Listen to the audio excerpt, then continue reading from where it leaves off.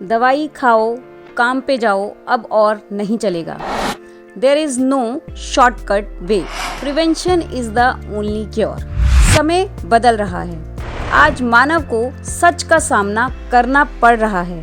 कोई भी दवाई या टॉनिक शरीर की इम्यूनिटी को नहीं बढ़ा सकती। कोरोना से अधिकतर वही व्यक्ति प्रभावित हो रहे हैं जो पहले से ही तरह तरह की बीमारियों से ग्रस्त हैं और दवाइयाँ खा रही हैं।